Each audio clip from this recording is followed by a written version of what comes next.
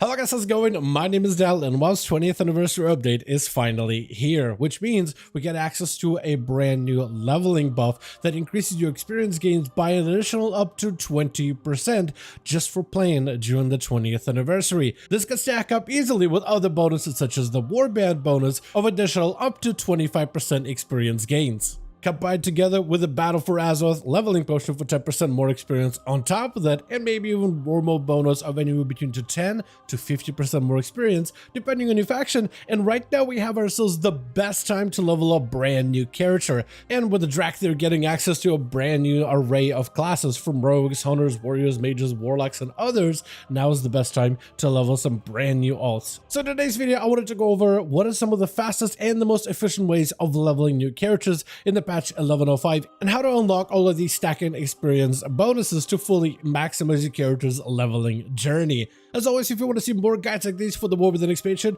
be sure to follow the channel and subscribe. But otherwise, let's dive right in. First things first, before we start leveling, we first want to make sure our character is nice and prepared with as many XP boosts available. Right now, during the 20th anniversary, passively all characters will gain the WoW's 20th anniversary 10% just for being online. But there's another 10% that you can unlock from Blessing of the Bronze Dragonflight, and that is earned on the actual Caverns of Time Fairgrounds. You have to do the quest by participating in a variety of different activities within the actual grounds, whether it is Mount Minium, the Transmog competition, story time, or simply by doing one of the activities that's available to queue for. So specifically, things like Codex of Chromie also counts towards the completion bonus. And Codex of Chromie is pretty easy to do, doesn't take that long, it's not really all that difficult, but it is great just for getting the completion bonus to unlock your bonus experience on a brand new character. On top of it, these bonuses also stack with the Warband bonus, which means the more max level characters you have, the faster leveling your next character is going to be.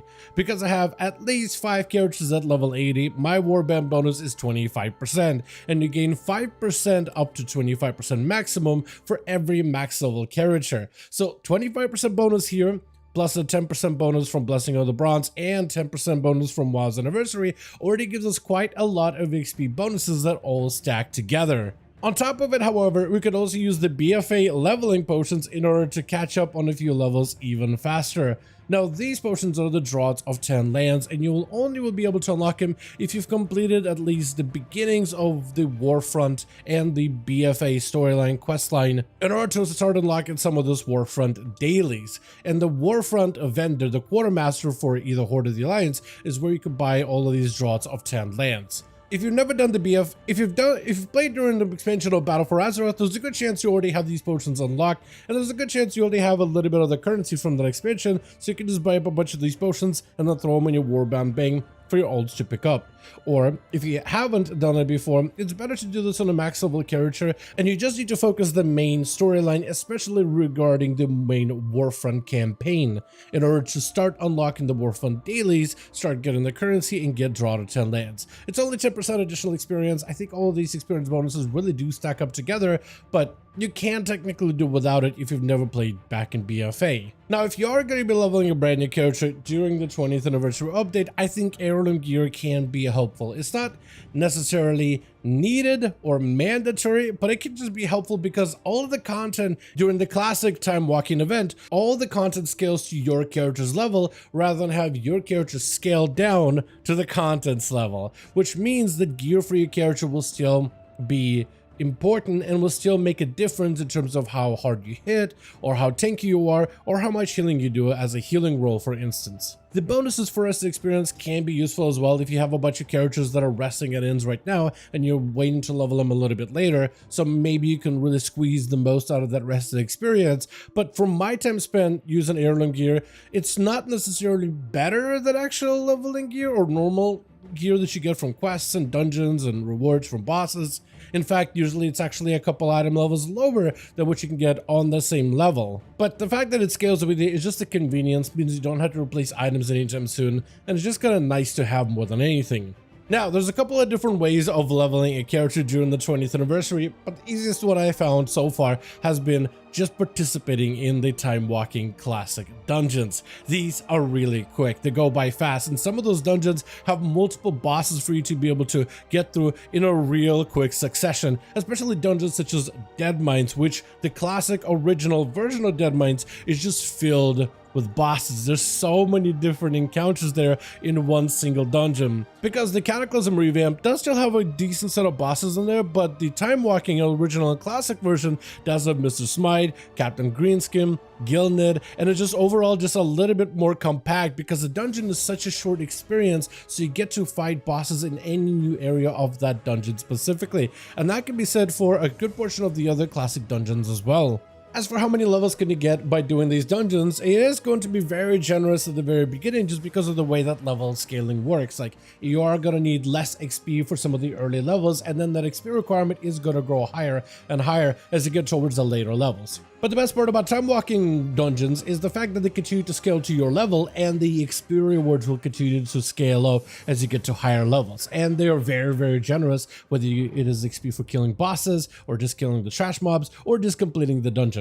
For my Healy Evoker character, I started out at level 11, and in 8 minutes of the dungeon, I ended up at level 16 in just a single run. It should also be mentioned that some dungeons are going to be dense with bosses. Like Dead Mines has so many different encounters for you to get through, and you get through them very, very quickly. Other dungeons are going to be a lot faster overrun, so you're not going to be there for 8 minutes, but you are going to be fighting less bosses, so it is going to be a bit of a scale to it. But however, I found that this was still incredibly efficient in terms of just the overall time spent and how many levels you can get per dungeon. And I think time walking dungeons right now may be the fastest option when it comes to group content out there. Right now though, it does seem like there's a lot more DPS classes queuing for them compared to tanks and healers. So if you are trying to speed run through these, going in as a tank or a healer, or doing these together with a friend who plays tank or a healer, is going to be just slightly faster than just queuing for them as DPS. But the fact that this content continues to scale with your character's level and will continue to offer additional bonus experience as you get higher levels makes them incredibly efficient, meaning that you could jump into these dungeons no matter what level you are and get through them incredibly quickly, getting through levels with very, very little time spent within these dungeons. However, not everybody wants to run around and do group content to level. Some players prefer questing out in the open world, and when playing around in Drakthir with all these mobility abilities such as glide and the knockback ability, there may be some fun to be had to enjoy the Drakthir or any other race you want to play out in the open world. So if you are looking for some of the fastest ways to level, there are a couple of alternatives. The first one would be just to pick an expansion through Chromie Time and just do the main storyline of that expansion's content. And there you honestly can pick whatever you like, whether it is Legion, Battle for Azeroth, BC, maybe Wrath of Lich King, Cataclysm, Mists of Pandaria.